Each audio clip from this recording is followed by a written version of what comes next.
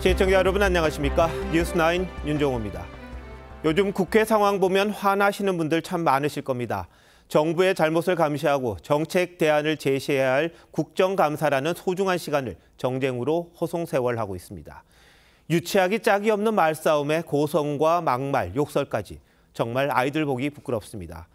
그러다 보니 국회의원에게 불만을 가진 60대가 국회 본관 유리문을 깨고 침입하는 일까지 생겼습니다. 폭력으로 문제를 해결하려는 것 정말 잘못되고 분명히 잘못된 일입니다. 하지만 이 지경까지 오게 한 국회도 스스로를 반성하는 계기가 됐으면 하는 마음도 있습니다. 먼저 조유준 기자가 보도합니다. 국회 본관 출입문이 와장창 깨져 있습니다. 유아원들이 빗자루와 청소기로 산산조각난 유리 조각들을 쓸어 담습니다. 오늘 새벽 5시 14분쯤 60대 남성이 국회 본관 앞에 비치된 소화기로 유리 출입문을 깨트린 뒤 침입했습니다. 그리고 16분 동안 별다른 제지 없이 국회 본관 안을 휘젓고 다녔습니다.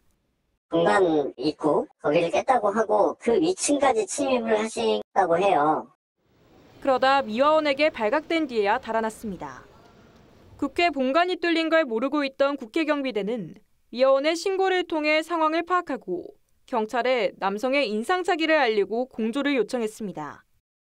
국회 밖으로 빠져나온 남성은 2km가량 떨어진 한강공원에서 자전거를 타고 도주하다가 경찰의 불신검문에 걸려 붙잡혔습니다. 술 마신 상태는 아니었고 흉기도 갖고 있지 않았습니다. 남성은 경찰에 국회의원이 마음에 들지 않아 국회의장을 만나러 가고 싶었다는 취지로 진술했습니다. 정당 가입 이력은 아직 확인되지 않았습니다. 경찰은 남성에 대한 구속영장 신청 여부를 검토 중입니다. TV조선 조유진입니다.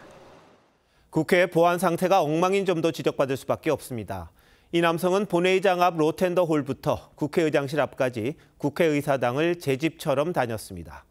국회의장은 대통령에 이어 국가의전서열 2위의 예우를 받습니다. 아무리 새벽이라지만 국정감사 기간에 이렇게 속수무책으로 당하고 침입 사실조차 몰랐던 것 이해가 되지 않습니다. 그런데 이런 일이 한두 번이 아니었습니다. 조윤정 기자가 이어서 보도합니다. 국회의사당은 국가보안등급 가급시설입니다. 하지만 60대 남성이 유리창을 깨고 침투했을 때 국회 본관은 사실상 무방비 상태였습니다.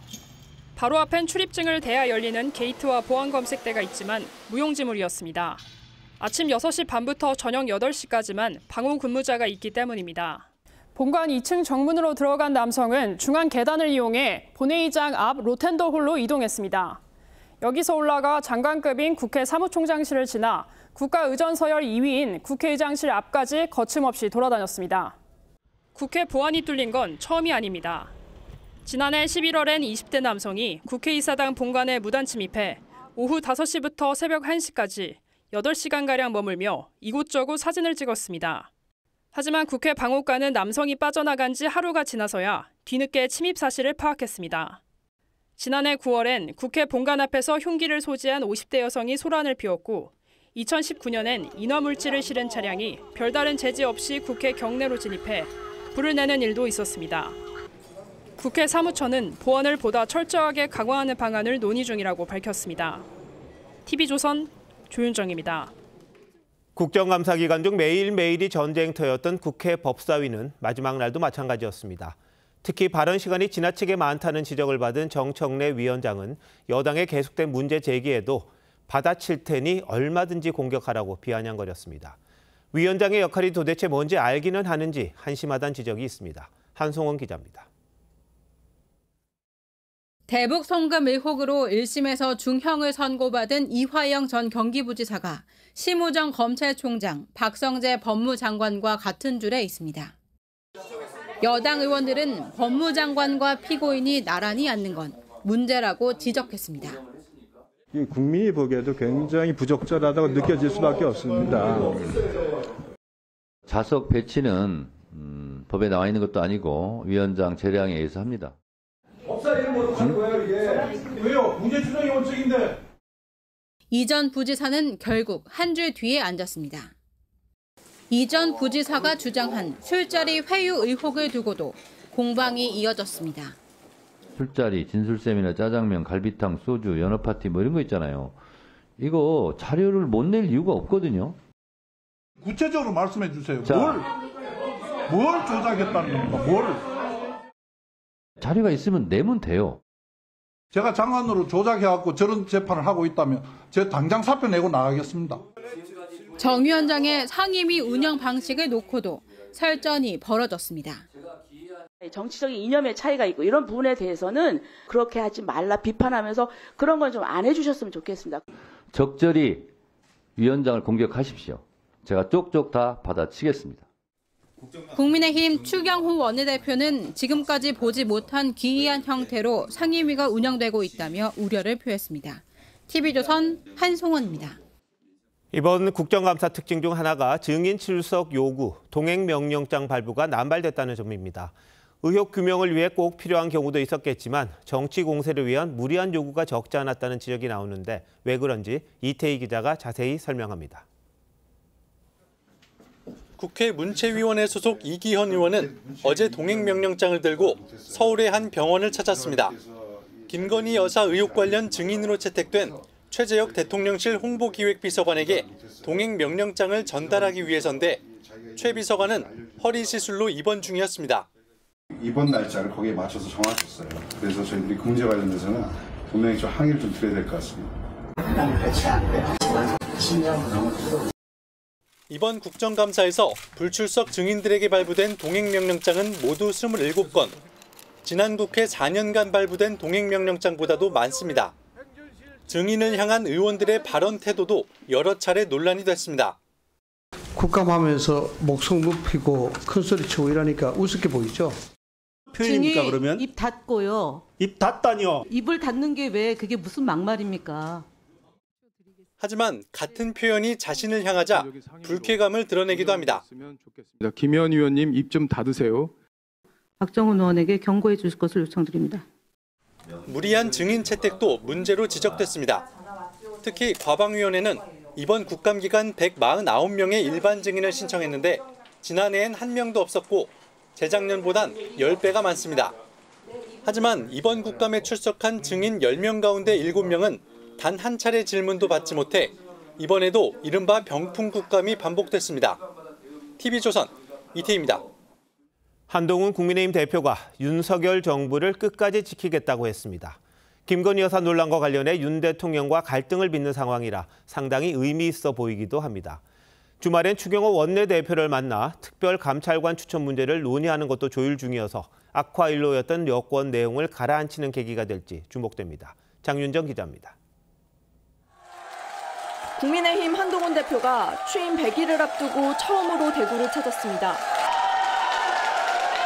한 대표는 오는 11월 이재명 대표 1심 선고 이후 국민의 마음을 잡기 위해선 변화와 쇄신이 필요하다며 김건희 여사 문제 돌파 의지를 재확인했습니다. 변화와 쇄신하지 않으면 다 망한다고도 했습니다. 변화와 쇄신을 방해하기 위해서 말도 안 되는 자해적 이간질로 알량한 이익을 보려는 소수의 사람들도 있습니다. 소수의 사람이 누군지 밝히진 않았지만 일부 친윤계 인사들을 겨냥한 거란 해석이 나왔습니다. 다만 한 대표는 윤석열 정권을 끝까지 지키고 정권을 재창출하겠다고 강조했습니다. 대통령과의 갈등을 우려하는 지지층을 염두에 둔 발언으로 보입니다. 저는 여러분들이 만든 이 정권을 끝까지 지킬 것이고 전체주의적인 세력이 정권을 잡는 것을 막고 정권을 재창출할 겁니다. 한동훈 대표는 특별감찰관 내홍과 관련해 이르면 주말쯤 추경호 원내대표를 만나 설득할 것으로 알려졌습니다. 친한계 조경태 의원 등도 오늘 추 원내대표를 찾아 특별감찰관 추진에 힘을 실어달라고 요청했습니다. 표결까지 가기 전에 이 문제를 풀어야 되고요. 대표하고 원내대표하고 조만간 만날 가능성이 있어요. 추 원내대표는 북한 인권재단 이사 추천과 연계해야 한다는 방침엔 변함이 없다면서도 의원들의 의견은 충분히 듣겠다는 입장입니다. TV조선 장윤정입니다. 국민의힘 한기호 의원이 러시아 파병 북한군을 폭격해야 한다고 안보실장에게 문자 메시지를 보냈다가 야당의 규탄 공세를 받고 있습니다. 신북풍몰이라며 한 의원 제명 등을 요구하고 있는데 대통령실은 북한군 파병을 규탄하는 게 먼저라고 맞받았습니다. 권영석 기자가 보도합니다. 북극몰이를 규탄한다는 팻말을 든 민주당 의원들이 국회 로텐더홀에 모였습니다. 위기에 놓인 정부 여당이 전쟁을 일으켜 국면을 전환하려 한다고 주장했습니다. 위험천만 윤석열 정권의 신북극몰이 규탄한다! 규탄한다! 규탄한다! 한반도의 전쟁 위협 결사 반대한다! 반대한다! 반대한다! 반대한다! 그러면서 이른바 북한군 폭격 문자를 보낸 국민의힘 한기호 의원을 제명하고 이에 답한 신원식 국가안보실장을 해임하라고 요구했습니다. 집권 여당의 국회의원과 정부가 전쟁을 조장하고 국민의 생명을 함부로 다루는 것을 어찌 가만히 두고만 볼 수 있겠습니까? 어제 국방위 국정감사에선 한 의원이 우크라이나에게 북한군을 폭격하도록 하고 이를 심리전에 활용해야 한다는 내용의 메시지를 신 실장에게 보낸 사실이 공개돼 논란이 됐습니다. 하지만 한 의원은 북한 주민들에게 파병 사실을 알리기 위해 심리전을 해야 한다는 게 어떻게 전쟁 사주냐며 입장을 굽히지 않았습니다. 안보마저 선동의 도구로 삼는 민주당이야말로 규탄의 대상임을 명심해야 합니다. 대통령실도 두 사람 문자는 정부 공식 입장이 아니라며 북한 파병에 대한 규탄이 먼저라고 지적했습니다. TV조선 권영석입니다. 푸틴 러시아 대통령이 북한군의 러시아 파병을 사실상 시인했습니다. 한 발 더 나아가 북한과 합의한 군사 지원 여부도 때가 되면 결정하겠다고 말했는데 파병 북한군은 이미 쿠르스크 전선에 배치가 됐고요.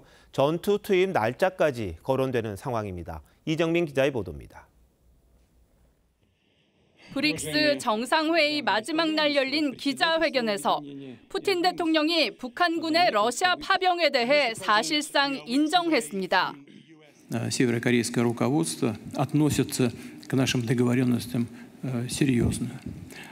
Но что и как мы будем делать, это уже наше дело. 이후 자국 국영방송과의 인터뷰에선 북한과의 관계를 완전한 전략적 동반자로 격상하는 발언을 했습니다. 지난 6월 19일 평양에서 푸틴과 김정은은 어느 한쪽이 무력 침공을 당하면 다른 한쪽은 지체 없이 군사적 원조를 제공한다는 조약을 체결했는데 어제 하원에서 비준한 뒤 때가 되면 조약의 적용 여부를 결정할 것이라고 말한 겁니다. 우크라이나는 군 정보국을 통해 훈련받은 북한군 병력의 쿠르스크 배치가 23일 목격됐다고 밝힌 데 이어 젤렌스키 대통령은 이달 27일에서 28일 전투 투입이 예상된다고 했습니다. 옙쿠로프 러시아 국방차관이 직접 훈련과 통제 임무를 맡았다는 건데 북한군 장성 3명과 장교 500명 등 12,000명은 우수리스크와 울란우데 등 러시아 동부기지 5곳에서 훈련 중인 것으로 전해졌습니다. 북한군의 탄약과 침구류, 휴지와 비누 등 위생용품도 지급됐다고 했습니다. 미국 정부는 대선을 의식한 탓인지 여전히 신중한 입장입니다. But it's not it's something that we're, aware of this relationship. We're going to continue to monitor. 하지만 북한군의 러시아 파병이 기정사실로 굳어지면서 이제 실전 투입만 남았다는 관측입니다. TV조선 이정은입니다. 러시아에 먼저 왔던 북한군 일부가 탈영했다는 소식 전해드렸었죠. 이제 10,000명이 넘는 병력이 배치되면 적잖은 투항자나 포로가 나올 가능성도 있습니다. 미리 탈북했던 분들은 심리전을 통해 파병 북한군에게 탈북할 절호의 기회라는 점을 강조해야 한다고 했는데 우리 정부는 탈북자에 준해 이들을 수용할 가능성이 큽니다. 차정승 기자입니다. 북한군으로 복무하다 휴전선 지뢰밭을 넘어 탈북한 정하늘 씨는 러시아에 파병된 특수부대원들이 강도 높은 사상 교육을 받았겠지만 김정은 정권의 폭정을 제대로 알게 되면 상황이 달라질 거라고 했습니다. 그 필요를 채워주기 위해서 자신들이 이제 직접적으로 희생을 해야 되는데 진실을 깨닫게 된다면은 그 총알 바지로 그렇게 싸우지는 않지 않을까라는. 북한군 복무 시절 모스크바에 파견됐다 탈북한 이남수 씨는 적극적인 심리전을 강조했습니다. 하나밖에 없는 목숨 자유롭게 살고 싶은 절호의 기회다라는 걸 알려주고 러시아말로 항복한다 뭐 이런 것도 좀 우회해서 알려주고. 북한군이 우크라이나에 투항하거나 포로가 될 경우 대비책이 필요하다는 목소리도 나옵니다. 정부 고위 관계자는 TV조선에 파병 중 귀순도 탈북과 같다고 본다며 모두 수용해야 한다고 밝혔습니다. 정부는 홍장원 국정원 1차장을 단장으로 하는 정부 대표단을 구성했는데 다음 주 초 벨기에를 찾아 나토와 유럽연합 회의에 잇따라 참석해 북한군 파병 동향을 브리핑할 예정입니다. TV조선 차정승입니다. 북한이 열흘 전 폭파한 동해선과 경의선 도로 위에 방벽을 세우고 있습니다. UN 회의장에선 북한이라고 부르지 말라고 목소리도 높였습니다. 한편 우리 군은 북한 무인기를 비롯한 적 침투에 대비해 대규모 훈련에 나섰습니다. 이채영 기자입니다. 북한이 열흘 전 폭파한 경의선 도로에 이전에 없던 95m 길이의 구조물이 등장했습니다. 대전차 방벽으로 분석됐는데 동해선에도 200m 방벽을 쌓는 모습이 위성에 포착됐습니다. 폭파 지점에 추가 공사 작업 활동과 함께 방벽을 설치한 것으로 파악하고 있습니다. 남북의 완전한 단절과 요새화를 추진하는 과정으로 애국가 명칭과 삼천이라는 가사를 제외한 국가를 규정하는 법도 제정했습니다. UN 회의장에선 러시아 파병 지적에 북한이란 국호를 트집잡아 반박했습니다. It is regrettable that their existence is disavowed by the government that sent them to the deadly battlefield. Strongly protesting the RK delegation who called the name of my country as North Korea. 공군은 오늘 북한 미사일과 무인기 등 800여 개 비행체가 동시에 침투한 상황을 가정해 대규모 합동훈련을 실시했습니다. F-35A와 F-15K 전투기를 비롯한 70여 대 공중전력과 지대공 유도무기인 천궁도 동원됐습니다. 동해상에선 해군 이지스 구축함인 서해 류성용함 등 20여 척이 출격해 적 특수작전 부대를 해상에서 제압하는 훈련을 실시했습니다. TV조선 이채연입니다.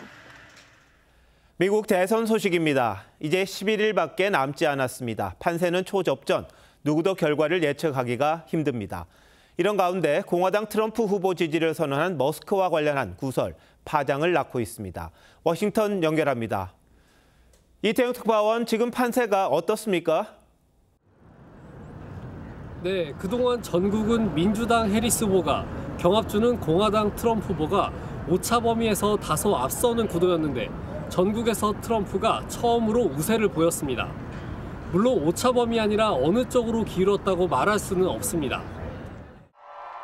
현지 시간 23일 포브스가 공개한 여론조사에서 트럼프가 51%의 지지율을 기록해 해리스를 2%포인트 차이로 앞섰습니다.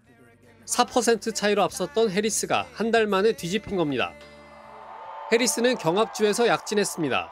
블룸버그 통신에 따르면 해리스는 펜실베이니아, 미시간, 네바다, 애리조나 4개 주, 트럼프는 조지아, 노스캐롤라이나, 위스콘신 3개 주에서 우위에 있는 것으로 나타났습니다. 테슬라의 최고 경영자죠. 일론 머스크가 푸틴 대통령과 내통했다고요? 네, 트럼프의 최대 지원군 일론 머스크가 러시아의 푸틴 대통령과 2년 넘게 소통하고 있다는 보도가 나왔습니다. 푸틴과 머스크에 대한 비즈니스는 물론 지정학적 긴장에 대한 내용도 포함된 것으로 전해졌습니다.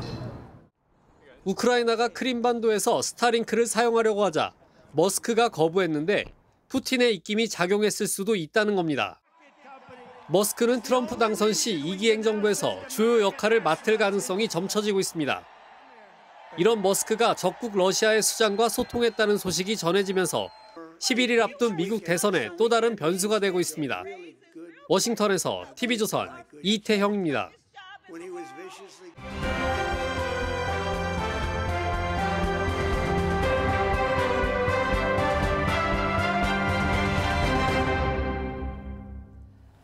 김건희 여사 명품 수수 의혹 사건 수사가 진행될 당시 김 여사를 함정 취재했던 최재영 목사로 추정되는 인물이 서울의 한 식당에 글을 남겼습니다.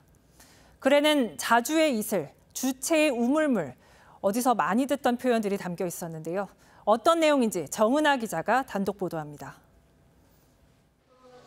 지난 5월 27일 인터넷 매체 서울의 소리가 김건희 여사 추가 금품 수수 의혹을 제기하며 고발한 사건이 검찰 수사팀에 배당된 날. 최재영 목사는 서울의 한 한정식 집을 찾았습니다. 옛날에는 자주 왔어요. 지금 미국 들어가고 원래 미국에 살았습니다. 손님들이 방문 후기로 남긴 글귀 가운데 최재형 이름과 개인 휴대전화 번호까지 적힌 글이 있습니다. 전문가와 함께 최 목사가 대통령 부부에게 선물했던 책 서명과 비교해봤더니 동일인 글씨체로 보인다는 판정이 나왔습니다. 저희가 예를 들어서 필적이 같다 다르냐를 구분할 때 보통 70% 정도 이상이면 동일인이 작성했다 이렇게 봅니다. 서로 비교한다면 70% 이상이 되지 않을까. 최 목사가 본인이 다녀간 흔적으로 남긴 글귀는 자주의 이슬과 주권의 샘물과 주체의 우물물이 아니면 마시지 않으리라였습니다.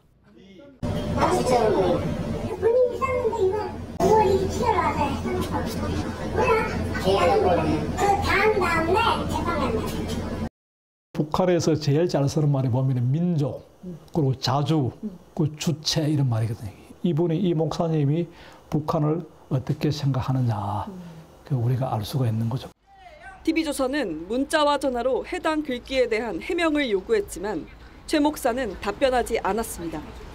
27일 밤 7시 50분 방송되는 탐사보도 추적자들에선 최재형 목사 관련 의혹들을 다룰 예정입니다. TV조선 정은아입니다. 오늘 이재명 대표의 대장동 재판에선 8년 전 이 대표의 녹취 파일이 재생됐습니다. 당시 성남시장이던 이 대표가 위례 신도시 주민들과 나눈 대화인데요. 검찰은 이 대표가 민간업자에게 특혜를 준 증거라고 주장했고 이 대표는 직접 나서서 정반대 증거라고 반박했습니다. 녹취에 어떤 내용이 있었는지 한지은 기자가 보도합니다. 이재명 대표가 대장동 재판에 출석합니다. 오늘 대표님 육성 녹취 재생된다는데 증거임이 없다는 입장 그대로신가요? 법정에선 2016년 10월 성남시장이던 이 대표가 위례 신도시 아파트 입주민들과 나눈 대화 녹취가 재생됐습니다. 당시 이 대표는 실제 사업은 호반건설이 하는 거다. 시는 실제 권한이 없다며 공식적으로 할 얘기는 아니지만 엄청 해먹었을 것이라고 말했습니다. 검찰은 이 대표가 위례개발 사업 전반을 인식하고 있었던 증거라고 주장했습니다. 검찰은 이 대표가 시공사 선정 과정에서 민간업자들과 공모해 특혜를 줬다고 보고 있습니다. 반면 이 대표 측은 오히려 무죄의 증거라고 반박했습니다. 이 대표가 호반건설은 시행사냐, 위례자산관리가 또 있어요 라고 되묻는 발언을 근거로 들었습니다. 이 대표도 직접 발언권을 얻어 주민들의 집단 민원을 해결하면서 사후적으로 알게 된 것이라고 했습니다.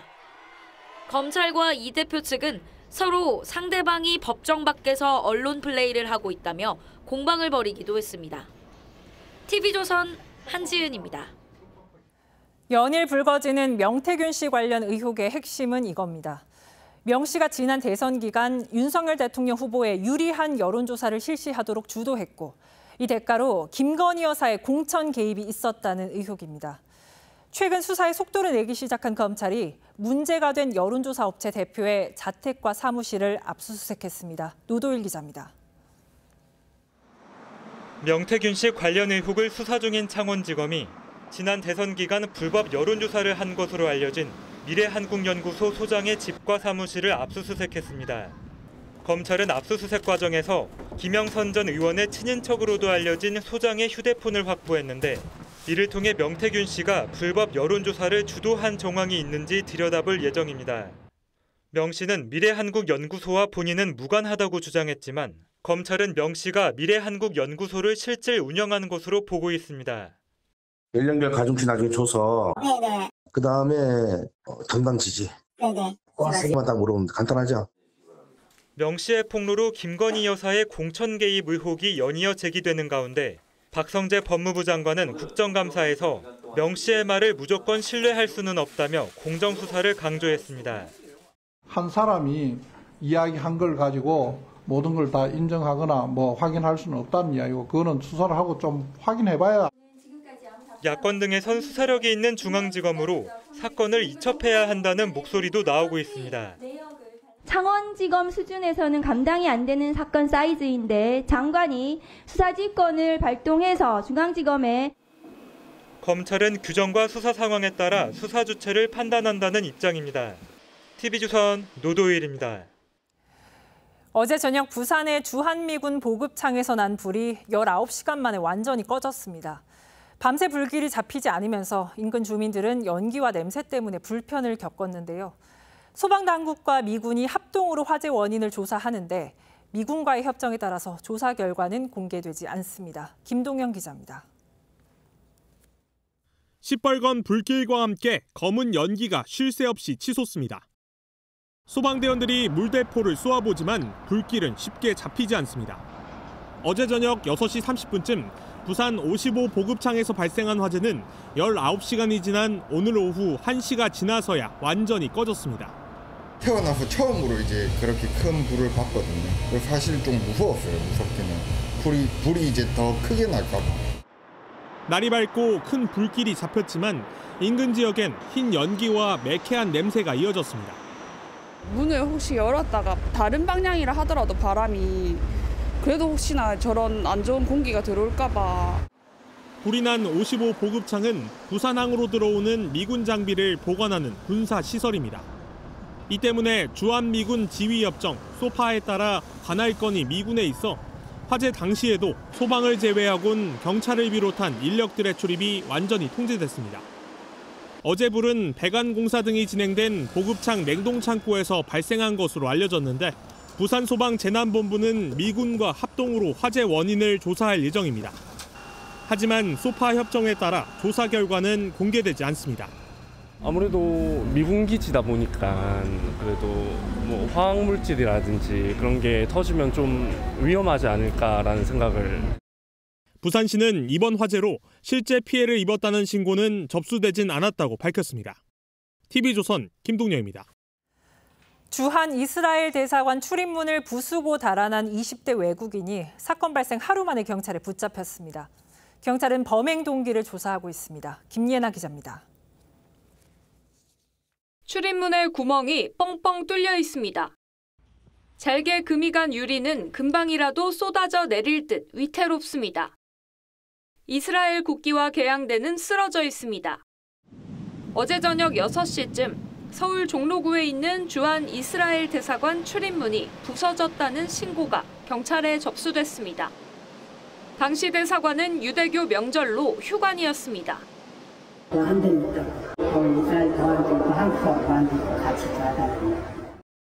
경찰이 CCTV를 확인했더니 검은색 복면을 쓴 남성이 쇠지렛 대로 출입문 유리를 찍어 파손한 걸로 파악됐습니다. 남성은 승강기를 타고 대사관 아래층에서 내린 뒤 비상계단을 타고 침입한 걸로 알려졌습니다. 추적에 나선 경찰은 남성이 KTX에 탄 것을 확인하고 범행 19시간 만인 오늘 오후 1시 반쯤 대구에서 체포했습니다. 이슬람 국가인 우즈베키스탄 국적의 20대 남성이었습니다. 이스라엘 대사관 왜 침입했나요? 경찰은 남성을 특수재물손괴와 건조물 침입 혐의로 입건하고 범행 동기 등을 조사하고 있습니다. TV조선 김예나입니다. 거리 곳곳에 먼지가 수북이 쌓여서 방치된 차들 보신 적 있죠? 심지어 경찰서 안에도 1년 넘게 방치된 차가 있는데요. 관할구청이 견인해야 하는데 차 주인이 가져간다는 의사를 표시하면 견인할 수 없다고 합니다. 이낙원 기자가 취재했습니다. 서울의 한 경찰서 주차장에 검은색 승용차 한 대가 서 있습니다. 전조등 덮개는 조각조각 부서져 있고 차량 안엔 먼지 가득한 짐이 남아 있습니다. 이 차량이 20면 남짓한 주차장 한 면을 이렇게 차지하다 보니 민원인들은 1년 넘게 불편을 겪어야 했습니다. 일부러 놔둔 게 아니고 불체자가 놔두고 도망간 게 있어요. 불체자가 지내나러 갔어요. 경찰이 관할구청에 견인을 요청했지만 소용이 없었습니다. 차주의 지인이 곧 끌고 가겠다는 의사를 밝혔기 때문에 구청도 맘대로 치울 수가 없었습니다. 꼭 해야 되는 거 아니고 그냥 할 수 있다는 규정입니다. 세상 규정이에요.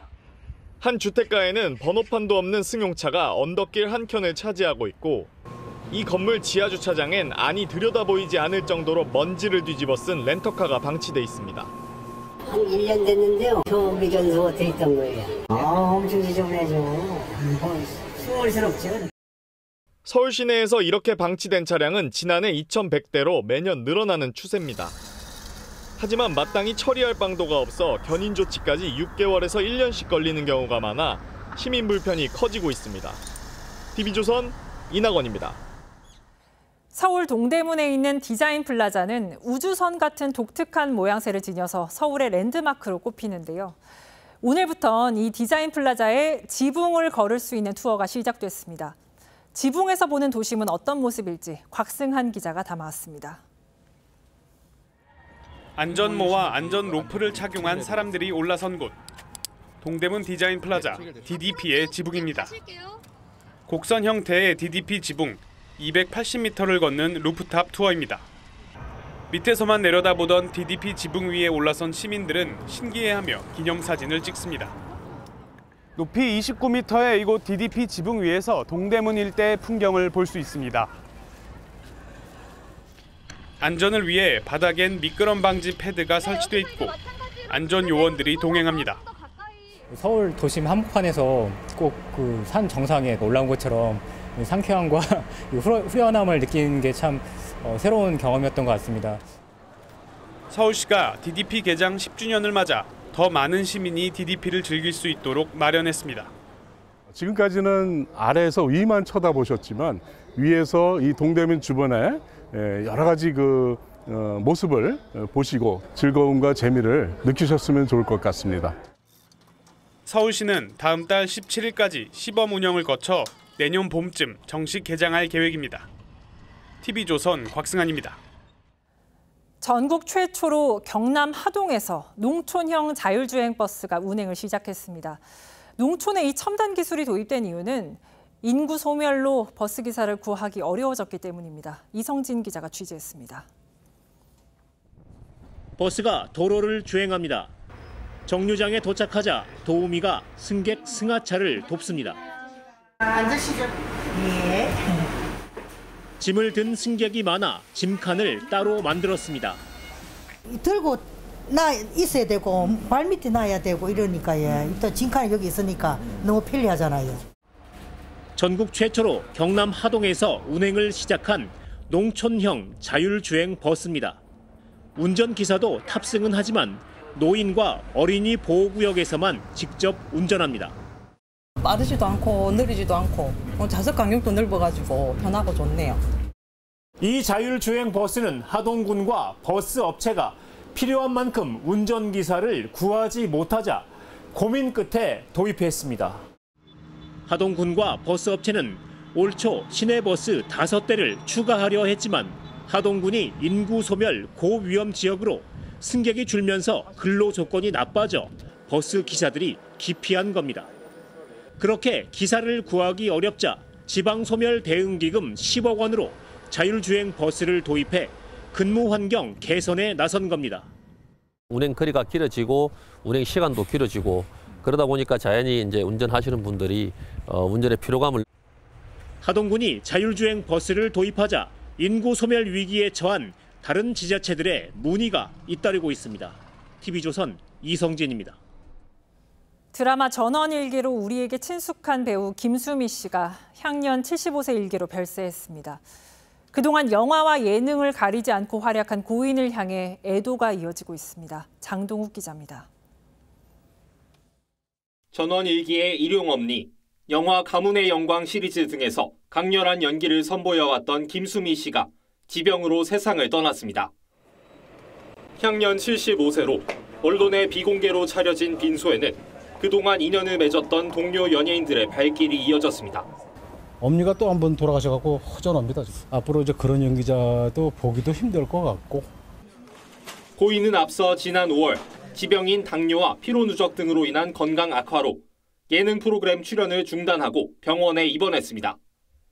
장수 드라마 전원일기에서 32살의 나이로 시골 할머니인 일용엄니 역을 맡아 22년 동안 자리를 지켜오며 국민 할머니로 자리매김했고 영화 가문의 영광 시리즈를 비롯해 드라마는 물론 연극과 예능, 심지어 외식업까지 팔방미인 활약하며 국민 연예인으로 활동해왔습니다. 마지막 무대가 된 친정엄마에서는 떨어지는 체력에도 항상 진심으로 관객을 만났습니다. 감정은 오히려 더 좋아, 지금이. 더 좋은데 다리가 떨리네. 비싼 티켓을 사갖고 여기까지 오셔서 앉아 계신데 내 혼까지 바쳐야지. 온 방송가가 애도 분위기에 빠진 가운데 고인의 발의는 오는 일요일에 엄수됩니다. TV조선 장도우입니다. 삼성 위기론이 계속되는 가운데 고 이건희 선대 회장의 4주기를 맞았습니다. 과거 이 선대 회장은 그룹이 위기를 맞았을 때 과감한 메시지로 극복했던 적이 있었죠.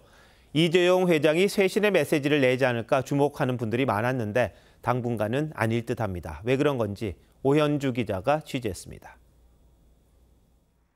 홍나희 전 리움미술관장과 이부진 호텔신라 사장이 나란히 오르고 이재용 삼성전자 회장이 뒤따릅니다. 고 이건희 회장 별세 4주기인 오늘 유족들은 선영을 찾아 약 40분간 고인을 추모했습니다. 이후 이 회장은 계열사 사장단과 1시간여 동안 오찬을 함께했지만 경영 상황에 대한 공식 메시지는 내지 않았습니다. 위기론에 침묵하고 있는 이 회장은 취임 2주년을 맞는 모레도 별도 메시지는 내지 않을 것으로 전해졌습니다. 앞으로 단기적인 전략이 아니라 장기적인 전략을 좀 제시해서 삼성의 방향을 제시하는 것, 이런 것이 필요하다.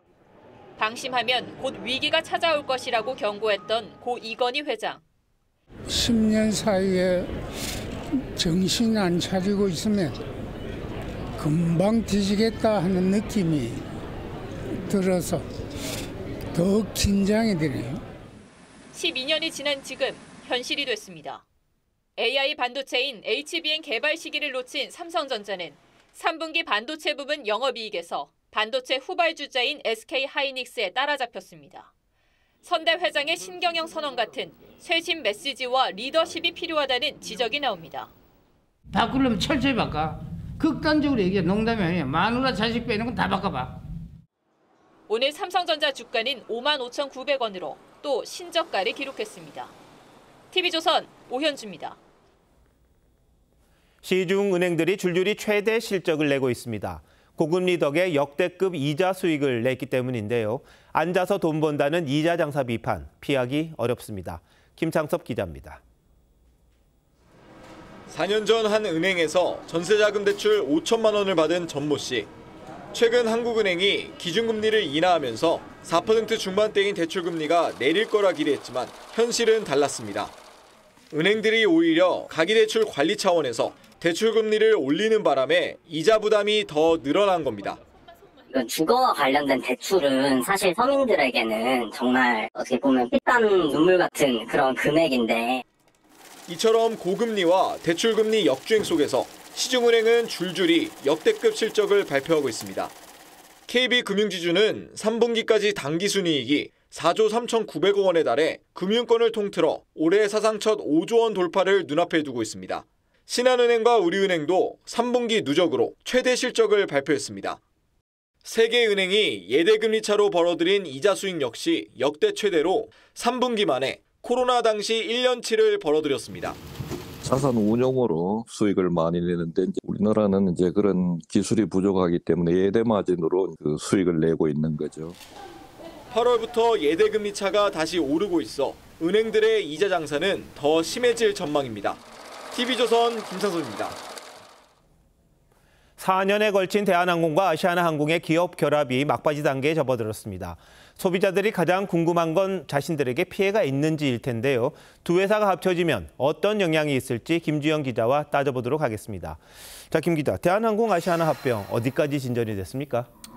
네, 14개 나라에서 기업 결합 심사가 거의 마무리되고 있습니다. 유럽연합과 미국의 판단만 남았는데 이르면 다음 달 초면 가능하다는 전망도 나오고 있습니다. 소비자들 입장에선 가장 궁금한 게 두 기업이 합쳐질 경우에 특히 아시아나 마일리지를 제대로 쓸 수 있느냐, 그것 아니겠습니까? 네, 대한항공은 기업 결합이 확정되면 6개월 내에 마일리지 통합 방안을 정부에 제출해야 되는데요.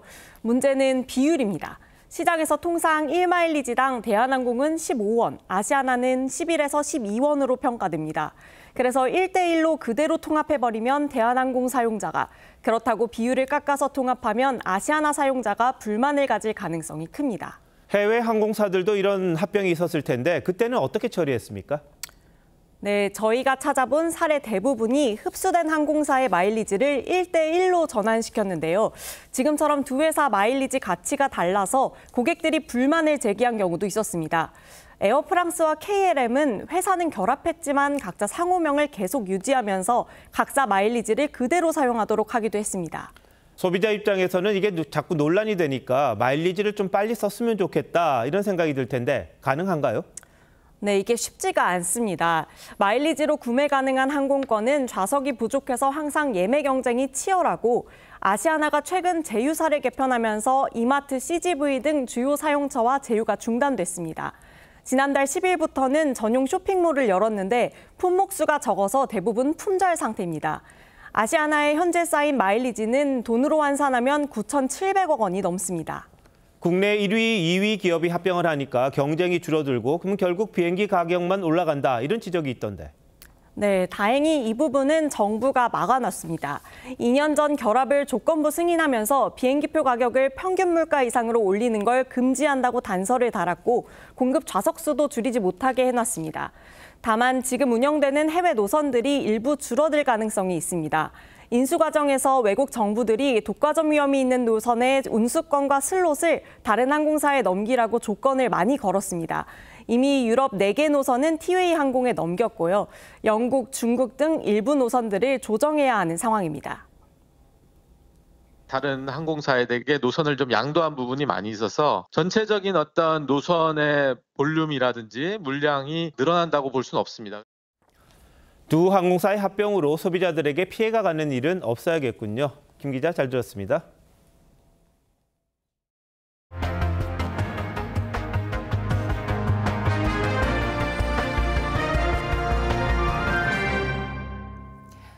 여태 실손보험금을 청구하려면 병원에서 일일이 서류를 떼서 보험사에 내야 했습니다. 그런데 이젠 스마트폰 앱으로 간편하게 청구할 수 있습니다. 어떻게 달라졌는지 최수용 기자가 설명합니다. 발 염증 때문에 지난해 10월부터 수십 차례 병원 치료를 받고 있는 56살 변성욱 씨. 실손보험 가입자라 보험금을 청구할 수 있지만 각종 서류를 떼 보험사에 제출해야 해서 그냥 넘어간 때가 많습니다. 3건이면 한 건, 한두 건은 미청구권으로 남아있을 것 같다라는 생각이 듭니다. 소액이고 번거롭고 귀찮고. 보험 개화로는 진단서와 진료 영수증 없이 실손보험을 청구할 수 있는 휴대폰 앱 실손24를 내놨습니다. 앱에 접속한 뒤 진료받은 병원과 가입한 보험 상품을 선택하고 보험금 지급 계좌 등을 입력하면 청구가 완료됩니다. 보험을 여러 개 가입했더라도 한 번에 청구할 수 있고 자녀와 부모 보험금도 대신 청구할 수 있습니다. 창구 방문 없이 복잡한 서류 없이 보험 청구 절차를 간편하게 하고 그간 포기되었던 소액 보험금을 보험 소비자에게 되돌려주는 제도. 다만 이 서비스에 참여한 병원이 733곳으로 전체 병원의 17%에 불과하단 한계가 있습니다. 약값도 별도로 영수증을 첨부해야 합니다. 저희는 필요한 서류 말씀 주시면 그거만 드리는 상황이라 도입이 안 된 상태예요? 아직 오라 되는데. 정부는 내년 10월부턴 의원과 약국도 포함시켜 별도로 서류를 첨부하는 번거로움을 최소화하겠다고 밝혔습니다. TV조선 최수영입니다. 비만 치료제 위고비가 최근 국내에 출시돼 큰 인기를 끌고 있습니다. 그런데 비만 환자도 아닌데도 비대면 진료를 통해서 꼼수 처방을 받는 일이 많아서 문제가 되고 있습니다. 송민성 기자입니다. 30대 남성 비만 환자가 체질량 지수, BMI를 측정합니다. 양말까지 다 벗은 맨발로 뒤꿈치 맞춰서 올라가 주실 거예요? 인바디 검사를 시작합니다. 결과는 BMI 33, 비만 치료제 위고비를 처방받을 수 있는 수치입니다. 위고비가 국내에 출시된 지 열흘째. 병원엔 처방을 받으려는 환자들의 문의와 발길이 이어지고 있습니다. 일론 머스크나 해외 셀럽들이 좀 많이 노출을 하다 보니까 조금 거부감을 좀 덜했던 것 같아요. 이 병원은 사흘 만에 기존 비만 치료제의 열흘치 물량에 맞먹는 위고비를 처방했습니다. 저희가 한 달 동안 싹된다 처방량의 한 30% 정도가 지난 한 3일 동안 처방이 됐거든요. 체중 감량 효과가 좋다는 입소문에 비만 환자가 아닌데도 비대면 진료를 통해 처방받는 사례도 늘고 있습니다. 키와 몸무게 등 관련 정보 없이도 통화만으로 손쉽게 처방받을 수 있기 때문입니다. BMI는 30 넘으시죠? 네, 맞아요. 처음이니까 1단계로 한 편 해야 될 테니까 매주 한번 자가투여 하시고요. 대한비만학회는 오남용 우려가 현실화됐다며 미용 목적으로 사용해선 안 된다고 경고했습니다. 정부는 위고비 비대면 진료 처방 금지를 검토하고 해외 직구도 차단하겠다고 밝혔습니다. TV조선 송미선입니다.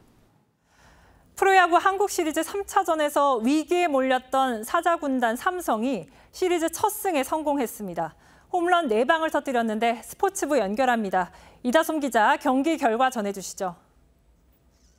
네, 이 시리즈 2패로 수세에 몰렸던 삼성은 안방에서 침울했던 분위기를 180도 바꾸는 데 성공했는데요. 이 3회 말 8번 타자 이성규가 기아 선발 라우어를 상대로 선제 솔로 홈런을 터뜨렸습니다. 자신의 첫 한국 시리즈 선발 출전에서 천금 같은 선제점을 기록하며 박진만 감독의 기대에 부응했습니다.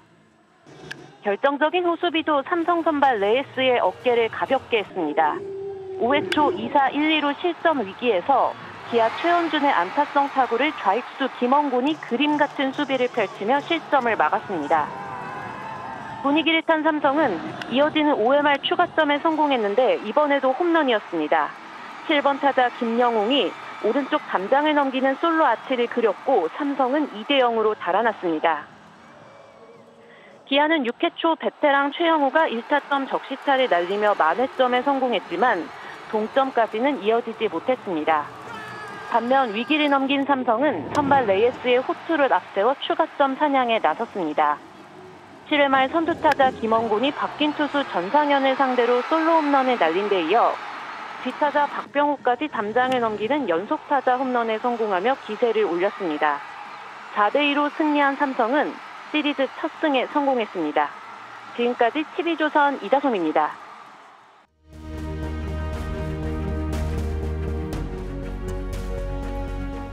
소년이 아버지에게서 물려받은 낡고 고장난 장난감을 고쳐보려 애씁니다. Maybe it's the same with people. If you lose your purpose, it's like you're broken. 장난감 가게 노인이 소년한테서 잃어버린 예술가의 꿈을 되살립니다. Come and dream with me. 84살 케냐 할아버지는 꿈을 말합니다. I want to continue learning. I want to become a vet. 선생님이 웃으면서 반문합니다. A vet, Maruki. But you know you'll be about 100 years old. I'll learn until I have soul in my ears. 이른이라면 허리는 불에 튀긴 새우골, 손가락은 갈퀴발, 손등은 기름기 뺀 가죽이 된다. 눈은 전기를 잃은 지 오래, 눈곱 처치를 못한다. 1950년대 소설에서 묘사한 고희 노인의 평균적 모습입니다. 이제 병을 앓지 않는다면 주변에서 이런 70살 어르신 찾기 힘듭니다. 요즘엔 노인도 75살 이상을 상노인, 미만을 하노인으로 나누곤 합니다. 경로당에 가면 상노인, 카톡창 열면 하노인이란 구별법도 있답니다. 엊그제 대한노인회도 법적 노인 연령을 75까지 올리자고 제안하면서 상노인이란 용어를 썼죠. 상대적으로 건강하고 활동적인 하노인은 가만히 앉아 있으면 좀이 쑤시기 마련입니다. 그렇듯 60대 이상 세대에서 일하는 실버 취업자가 둘 중 한 분에 이르렀습니다. 그 바람에 삼각형이던 취업 연령 피라미드까지 역삼각형으로 뒤집혀버렸습니다. 실버 취업자가 모든 연령대 중에서 1위로 나서면서 일으킨 일대 반전입니다. 1982년 6%로 20대 4분의 1 수준이던 60대 비중이 전체 취업자의 4분의 1에 오히려 육박한 겁니다. 흔히 경비, 청소를 떠올리듯 일자리 품질이 좋지 않다는 건 문제입니다. 하지만 베이비붐 세대가 대거 취업 시장에 머물면서 기술직, 전문직이 늘고 있다고 합니다. 늙는 것과 나이 드는 것은 다릅니다. 늙음이 생물학적 노화라면 나이 들면 지혜로운 숙성입니다. 나라와 사회가 경륜과 슬기의 꽃을 피워줄수록 부대의 짐도 덜어줄 수 있을 겁니다. 10월 25일 앵커 칼럼 오늘 노인을 위한 나라는 있다였습니다.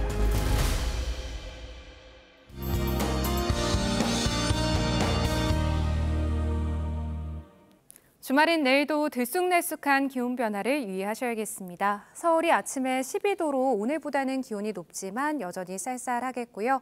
낮 기온은 평년을 크게 웃돌면서 온화함이 감돌겠습니다. 내일 전남 해안과 제주도에 가끔씩 비가 내리겠습니다. 모레는 남부지방으로도 비가 확대되겠는데요. 제주도에 10에서 60, 광주와 전남, 경남권에 5에서 30, 그 밖의 지역 5에서 10mm가 예상됩니다. 내일 이른 아침 대부분 내륙에 짙은 안개가 끼겠습니다. 내일까지 남해안과 제주도에는 바람이 강하게 불겠습니다. 내일 아침 기온은 춘천이 9도, 강릉과 대구 13도로 오늘보다 1도에서 크게는 8도가량 기온이 오르겠습니다. 낮 기온은 서울과 청주, 부산이 24도로 일교차가 크게 벌어지겠습니다. 다음 주 월요일에는 동해안과 부산, 울산, 제주도에 비 소식이 있습니다. 날씨였습니다. 10월 25일 금요일 뉴스9 마칩니다. 시청해주신 여러분 고맙습니다.